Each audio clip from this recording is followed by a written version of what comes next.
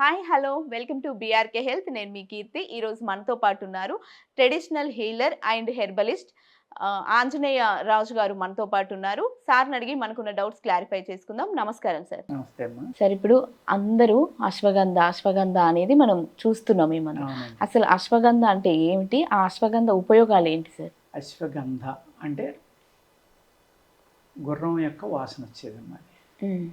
అందుకు అశ్వగంధ అన్నారు దాన్ని అక్కడ. ఇది అనేక రకాలుగా వాడతారమ్మా. ఎక్కువగా మ్యాన్ పవర్ పెంచుకోవడానికే అశ్వగంధ అని అందరూ ఇమ్యూనిటీ పెంచుకోవడానికి రెండాట్లు కానీ విపరీతంగా తింటున్నారమ్మా. అందులో ఈ కరోనా వచ్చాక మామూలుగా వాడట్లేదండి. అంత క్రితం కూడా దాని గురించి తెలుసున్న వాళ్ళు వాడేవారు. పూర్వం పశువులు అంటే ఆవులు కానీ ఎద్దులు కానీ దున్నపోతులు గిత్తలు అంటాం కదా, అవి బలంగా లేకపోతే దీన్ని పెన్నేరు దుంప అని కూడా అంటారు. పెన్నేరు, అశ్వగంధ అంటారు, పెన్నేరు అంటారు. ఈ పెన్నేరు దుంప అనేది దూళ్ళకి పెట్టేవారమ్మ. బ్రహ్మాండంగా బలిసిపోయాయి అనమాట. నీరసంగా ఉన్న దూళ్ళకి ఏం చేసేవారంటే పశువులకి ఈ పెన్నేరు దుంప ఉడకేసి పెట్టడం, లేకపోతే పచ్చిది పెట్టడం, లేకపోతే దాన్ని పౌడర్గా చేసి అవి తిని చిట్టు తౌడు వాటిలో ఎక్కువ ఫీడింగ్ ఏదైతే ఉంటుందో అందులో కలిపి పెట్టివరం. చాలా బాగా బలిసి అనమాట. ధాతు వృద్ధికర ఔషధాల్లో ఒక అద్భుతమైన ఔషధం అండి. వాత వ్యాధులను తగ్గిస్తుంది, మనిషిలో ఇమ్యూనిటీ పెంచుతుంది, ధాతువుల్ని పెంచుతుంది. కానీ ఎలా అంటేనమ్మా అందరూ కూడా తెలియకుండా వాడుతున్నారు దాన్ని. అశ్వగంధ అనే దాన్ని తప్పనిసరిగా శుద్ధి చేయాలమ్మా. శుద్ధి చేయకుండా వాడితే శుద్ధి చేసిన మూలిక మీకు 100% పనిచేసింది అనుకోండి, శుద్ధి చేయకుండా ఉన్న మూలిక 70% పనిచేస్తుంది. ప్లస్ ఒక 30% అందులో టాక్సిన్స్ ఉండొచ్చు. అంటే మన బాడీకి సహాయం ఎలా ఉన్నా కూడా హాని చేసి కూడా ఉండొచ్చు. అందుకు ప్యూరిఫికేషన్ అనేది ఆయుర్వేదంలో మోస్ట్ ఇంపార్టెంట్, చాలా ఇంపార్టెంట్ అన్నమాట. దాన్ని ప్యూరిఫై చేయాలంటే మీరు పచ్చిదుంప దొరికితే దాన్ని ముక్కలుగా చేసామా, మనం ఇడ్లీ ఉడకబెట్టి పాత్ర లాంటి దాంట్లో వేసి ఉడకబెట్టుకోవచ్చు. కింద పాలు పోయాలి నీళ్ళ బదులు.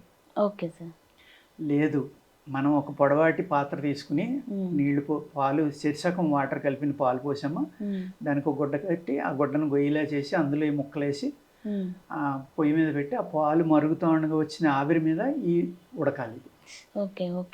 ఉడికితే దాంట్లో టాక్సిన్స్ అన్ని బయటకు వెళ్ళిపోతాయి. దాని మీద మూత పెట్టామనుకోండి ఉడికిపోతుంది. ఉడికిపోయి దాంట్లో ఉన్న టాక్సిన్స్ అన్ని ప్యూరిఫై అయిపోతాయి. ఆ విధంగా మాకు కుదరదు, ఇన్ని చేయలేము అనుకున్న వాళ్ళు పౌడర్ దొరుకుతుంది ఇప్పుడు, దాన్ని ఏం చేయాలి? అప్పుడు ఏం చేయాలంటేనేమో మంచి పాలు చక్కగా కాసుకుని ఆ పాలల్లో దీన్ని వేసేసి పేస్ట్ చేసేసుకోవాలి. చేసి దాన్ని మళ్ళీ వెంటబెట్టి పౌడర్ చేసుకుంటే కనుక అందులో దోషం అంతా నిర్మూలన అయిపోతుంది. అప్పుడు అశ్వగంధ శుద్ధి అయిపోతుంది. దీన్ని ధాతువృద్ధికర ఔషధాల్లో వాడచ్చమ్మా. సంతానం లేని స్త్రీలు వాడినా కూడా సంతానం కలుగుతుంది. ఎవ్రీడే ఒక 1/2 తులం నుంచి తులం. ఏ రోజునైతే వాళ్ళకి మెన్స్ట్రువల్ సైకిల్ ఎండ్ అయిపోయిందో ఆ రోజున మొదలుపెట్టామో కంటిన్యూగా వాడుకోవాలి. భార్యాభర్తలు ఇద్దరు వాడుకుంటే సంతానం లేని వాళ్ళకు కూడా సంతానం కలిగించడంలో అద్భుతంగా పనిచేస్తుంది.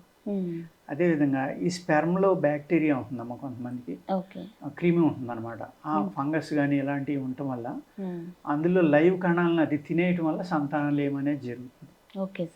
వాటిని ఆ విధమైన బ్యాక్టీరియాను కూడా ఇది చంపి ఆ స్పెర్మ్లో శక్తిని పెంచి సంతానం కలిగించడానికి పురుషుడికి పనిచేస్తుంది.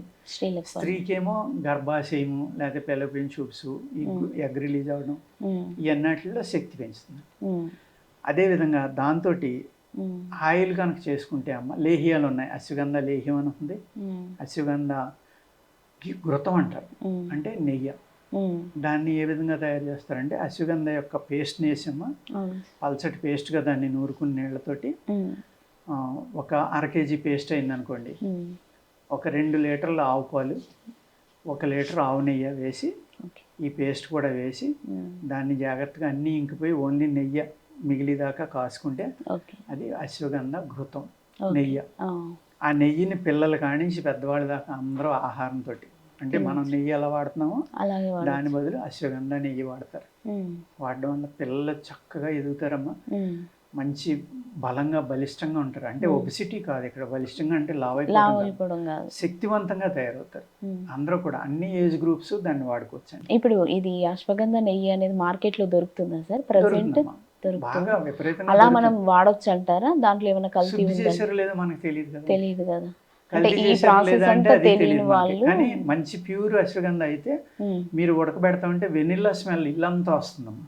ఓకే, వెనిల్లా అలా స్మెల్ ఎలా ఉంటుంది గుర్తించవచ్చు అంటారు. ఆ విధంగా గుర్తించవచ్చు. Okay sir. అదే విధంగా ఇప్పుడు హైబ్రిడ్ వచ్చినాయి అమ్మ. ఉమ్, ఈ ఫింగర్ కంట లావైన వెంటనే అవి పీస్గా తయారైపోతాయి. అవును సార్. అందులో ఆ దుంప పిండి పదార్థం అనేది తగ్గిపోతుంది. ఉమ్, అదే వైల్డ్ దొరికింది అనుకోండి, ఉమ్, ఇంత లావునున్నా కూడా మీరు గిల్లితే గిల్లు పడుతుంది. ఓకే. రత్నపూర్ గడ్డ ఎలా ఉంటుంది అవును అవును ఆ సార్. టైప్లో. ఓకే. అప్పుడు అది ఒరిజినల్ అమ్మ. ఉమ్, ఆ దాంట్లో ఉన్న గుణాలు మళ్ళీ ఇప్పుడు పండించే వాటిలో ఉందా లేదా అనేది చెప్పలేం. చెప్పలే. వైల్డ్ అయితే 5 ఏళ్ళు 10 ఏళ్ళు 20 ఏళ్ళు అయినా బతుకుతానే ఉంటుంది అది. ఉమ్, వర్షం లేనప్పుడు చనిపోయినా వర్షం పడగానే మళ్ళీ చిగురు వచ్చి ఆ దుంపనాలా పెంచుకుంటానే ఉంటుందమ్మా. భూమిలో ఉండిపో ఓకే అవి చాలా పెద్ద సైజు కూడా దొరుకుతాయి వైల్డ్లో. ఓకే. ఓకే. అది మిరాకిల్గా పనిచేస్తుంది హ్యూమన్ బాడీ మీద. Okay sir. ఇక్కడ ధాతు వృద్ధికర ఔషధం అంటే ఏమవుతుందంటేనండి, ఉమ్, అందరూ ఎంతసేపు సెక్స్ దృష్టితోటి ఉమ్, ఈ కామంతో చూస్తారు. అలా కాదండి. ఉమ్, ధాతు వృద్ధి అనేది ఏమవుతుందంటే మనిషి యొక్క ముసలితనాన్ని పోస్ట్ పోన్ చేస్తుంది. ఓకే. మెటల్స్ అన్నమాట. ధాతువులు అంటే మెటల్స్ Metals. ఆయుర్వేద శాస్త్రంలో. ఉమ్, అవి ఇంగ్లీష్లో మెటల్స్ అంటారు. ఉమ్, ఆయుర్వేదంలో ధాతువులు అంటే మన ఉమ్, శరీరానికి కావాల్సిన మినరల్స్ అన్నమాట. ఉమ్, ఆ మినరల్స్ ఎప్పుడైతే మీ శరీరానికి కావాల్సినవి ఉన్నాయో, మీ బోన్స్ గట్టిగా ఉంటాయమ్మా, మీ ఓకే. మజిల్స్ శక్తివంతంగా ఉంటాయి, ఉమ్, ఇమ్యూనిటీ విపరీతంగా పెరుగుతుంది మీ బాడీలో. ఉమ్, ఎప్పుడైతే ధాతువులు బాగుండి ఇమ్యూనిటీ పెరిగిందో ఆటో ఇమ్యూన్ ప్రాబ్లమ్స్ అనేది మీ బాడీలోకి రావు. రావు. రాకుండా కాపాడుతుంది అంటే దాని అర్థం ఏంటి, మీ యొక్క సెల్ జీవనాన్ని పెంచుతుందమ్మా అది. ఓకే. ఇప్పుడు మీ బాడీలో ఒక సెల్ పుట్టింది, ఉమ్, ఆ సెల్ బహుశా 80 రోజులు 80 గంటలు 20 గంటలు దాని లైఫ్ స్పాన్ ఉంటుంది. అవును అవును. ఇప్పుడు మనం తినే ఆహారం వల్ల ఈ పొల్యూషన్ వల్ల ఏమవుతుందండి, అవును అది 80 రోజులు 10 రోజులకి చచ్చిపోతుంది, 80 అవును. గంటలు 10 గంటలకి చచ్చిపోతుంది. అవును సార్. ఈ 70 గంటల ముందర మనం ముసలోడం అయిపోతున్నాం. అవును. దాని నుంచి మనల్ని కాపాడాలి అంటే ఏమవుతుందంటే ఇటువంటి ధాతు వృద్ధికర ఔషధాలు తినటం వల్ల ఉమ్, ఆ సెల్ యొక్క లైఫ్ స్పాన్ పెంచడం వల్ల ఉమ్, మీకు యాంటీ ఆక్సిడెంట్స్ అంటారు ఇంగ్లీష్లో వీటిని. ఉమ్, అంటే ఆక్సిడెంట్ అంటే ఆక్సిడెంట్ ఆక్సిడేషన్ అంటే అక్కడ Okay. గాలి గాలి. ప్రాణం అనేది ఎక్కువ గాలి. లభించి శరీరానికి ఆ ప్రాణవాయువు ప్రాణం అవును. దొరకడం వల్ల ఆ సెల్ ఎక్కువ రోజులు బతుకుతుంది. ఓకే. బతకడం వల్ల మనిషిలో యవ్వనం ఎక్కువ రోజులు నిలబడుతుంది, Okay. ఇమ్యూనిటీ ఉంటుంది, ఆటో ఇమ్యూన్ ప్రాబ్లమ్స్ నుంచి తనను తాను కాపాడుకోవడానికి ఉమ్, మనిషిలో శక్తి వస్తుందండి. ఉమ్. అటువంటి శక్తినిచ్చే అద్భుతమైన మూలిక అశ్వగంధ అండి. ఈ అశ్వగంధ అనేది మనకు మెడిసిన్స్ లో చూడొచ్చా సార్? ఏ సెల్ అయితే వీటికి ఉపయోగపడుతుందో అవన్నీ విడదీసి ఉమ్, వాటిని ట్యాబ్లెట్ల కింద కూడా చేసి ఇప్పుడు ఉమ్, సప్లిమెంట్స్ కింద వాడి అన్ని ఇటువంటివి ఓకే. విపరీతంగా. ఉమ్, ఏదైతే భారతదేశంలో వీళ్ళకి ఏమీ తెలియదు అనుకున్నారో ఉమ్, కరోనా వచ్చి వెళ్ళాక వీళ్ళ నాలెడ్జి అద్భుతం. అవును సార్. ఎందుకు అంటే అందరూ ఎక్స్పెక్ట్ చేసింది ఏంటమ్మా, నేను అనేక వీడియోల్లో చెప్పాను, ఉమ్, ఈ కరోనా వచ్చి భారతదేశంలో ఒక 50 కోట్ల నుంచి 70 కోట్లు చచ్చిపోతారు, వీళ్ళకి శుభ్రంగా ఉండటం తెలియదు, తినటం తెలియదు, బతకడం తెలియదు అని ఎస్ సార్. ప్రపంచం అంతా ఎక్స్పెక్ట్ చేసిందండి. Yes sir. ఏమైంది చివరికి అతి తక్కువ డెత్స్ ఇండియాలో, అతి ఇండియా. తక్కువ కేసులు ఇండియాలో. ఓకే. అప్పుడు ఏమైంది, వరల్డ్ హెల్త్ ఆర్గనైజేషన్ ఇమీడియట్గా అహ్మదాబాద్లో 10,000 కోట్లతోటి ఉమ్, మన ఇండియన్ ట్రెడిషన్ మీద రీసెర్చ్ మొదలుపెట్టారు, మన ఇండియన్ ఆయుర్వేదం మీద. Okay sir. అది మోడీ గారే ఓపెన్ చేశారు. ఓకే. ఇంకా కరోనా వెళ్ళిపోక ముందరే మొదలు పెట్టేశారమ్మ. Okay sir. ఓకే. దాన్ని బట్టి మనం ఎంత గొప్పవాళ్ళమో మీరు అర్థం చేసుకోండి, ఈ అవును మూలికలు ఎంత గొప్పయ్యో. ఓకే సార్, చాలా చక్కగా వివరించారు అశ్వగంధ ఉపయోగాలు. Thank you so much sir. Thank you. నమస్కారం.